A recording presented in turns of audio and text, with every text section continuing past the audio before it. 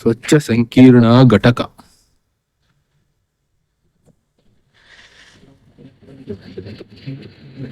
ಕನಸವಾಡಿ ಕಾಣಿಸ್ತಾ ಇದೆಯಲ್ಲ, ಕನಸವಾಡಿ ವಿಲೇವಾರಿ ಘಟಕ. ಸುಮಾರು ಅರ್ಧ ಕಿಲೋಮೀಟರ್ ಇದೇ ತರ ಗುಡ್ಡನ ಅಗದಿದ್ದಾರೆ. ಎಲ್ಲಿರುತ್ತೆ ಬೆಟ್ಟ ಗುಡ್ಡ, ಪ್ರಕೃತಿ ಉಳ್ಕೊ ಅಂದ್ರೆ ಎಲ್ಲಿ ಉಳ್ಕೊಳುತ್ತೆ. ಕೊನೆಗೆ ಇದೆಲ್ಲ ಒಂದಲ್ಲ ಒಂದು ದಿನ, ಇನ್ನೊಂದು 2 ವರ್ಷದಲ್ಲಿ ಲೇಔಟ್ ಮಾಡ್ಬಿಟ್ಟು ಏನಿತ್ತು ಅನ್ನೋದೇ ಯಾರಿಗೂ ಗೊತ್ತಿರಲ್ಲ, ಆ ಮಟ್ಟಕ್ಕೆ ತಂದಿಟ್ಬಿಡ್ತಾರೆ. ದುಡ್ಡು ಭೂಮಾಫಿಯಾ ಅನ್ನೋದು ಯಾವ ಮಟ್ಟಕ್ಕೆ ಹೋಗ್ತಾ ಇದೆ ಏನ್ ಹೇಳ್ಬೇಕು ಇದಕ್ಕೆ, ನೀವೇ ಡಿಸೈಡ್ ಮಾಡಿ. ಇಂಥದ್ದನ್ನೆಲ್ಲ ಯಾರು ಕೇಳಕ್ ಹೋಗಲ್ಲ ಅಷ್ಟೇ, ಅದೇ ನಮ್ಮ ಪ್ರಾಬ್ಲಮ್. ಹೇಳಿದ ದಿನ ಬದಲಾಗುತ್ತೆ, ಇಲ್ಲ ಅಂದ್ರೆ ಇನ್ನ ಕಂಟಿನ್ಯೂ ಆಗ್ತಾನೇ ಇರುತ್ತೆ. ಇದು ಕನಸವಾಡಿ ಗ್ರಾಮ ಪಂಚಾಯತಿ.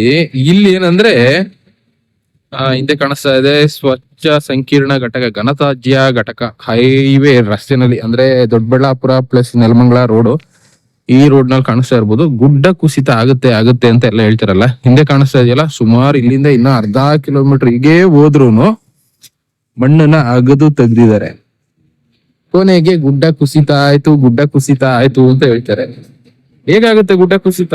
ನಾರ್ಮಲ್ ಆಗಿರುವಂತ ಈ ರೀತಿ ಇರೋ ಗುಡ್ಡಗಳನ್ನೆಲ್ಲ ಅಗದು ದೊಡ್ಡ ಗುಡ್ಡ ಹಿಂದೆ ಕಾಣಿಸ್ತಾ ಇರೋದು, ಅದನ್ನ ಅಗದು ಯಾವ ಮಟ್ಟಕ್ಕೆ ಇಳಿಸಿದ್ದಾರೆ ಕಾಣಿಸ್ತಾ ಇದೆಯಾ?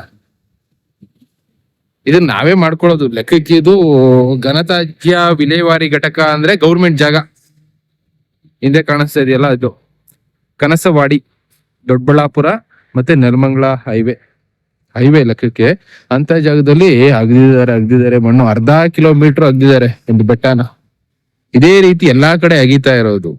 ಇಲ್ಲಿ ಅಂತ ಅಲ್ಲ, ದೊಡ್ಡ ದೊಡ್ಡ ಬೆಟ್ಟಗಳನ್ನ ಅಗದ್ಬಿಟ್ಟು ಅಲ್ಲಿ ಜಾಗಗಳನ್ನ ಮಾಡಿ ಲೇಔಟ್ಗಳನ್ನ ಮಾಡ್ಬಿಡ್ತಾರೆ. ಇಲ್ಲ ಯಾರೋ ಒಬ್ರಿಗೆ ಅಂಗಡಿಗೋ ಇನ್ನೊಂದಕ್ಕೂ ಕಟ್ಕೊಟ್ಬಿಡ್ತಾರೆ. ಜೋರಾಗಿ ಮಳೆ ಬಂದಾಗ ಕೊನೆಗೆ ಈ ಗುಡ್ಡ ಕುಸಿಯಿತು ಅಂತ ಹೇಳ್ತಾರೆ. ಗುಡ್ಡ ಕುಸಿಯೋದಕ್ಕೆ ಕಾರಣ ಯಾರು? ನಾವು ಮಾಡ್ಕೊಳ್ತಾ ಇರೋ ತಪ್ಪುಗಳನ್ನ ಕೊನೆಗೆ ಬೇರೆಯವ್ರ ಮೇಲೆ ಹೇಳ್ತೀವಲ್ಲ, ಆ ರೀತಿನೇ ಇಲ್ಲಿ ಆಗ್ತಾ ಇರೋದು. ಕಾಣಿಸ್ತಾ ಇದೆಯಲ್ಲ, ಗುಡ್ಡ ಕುಸಿತ ಇದೆ.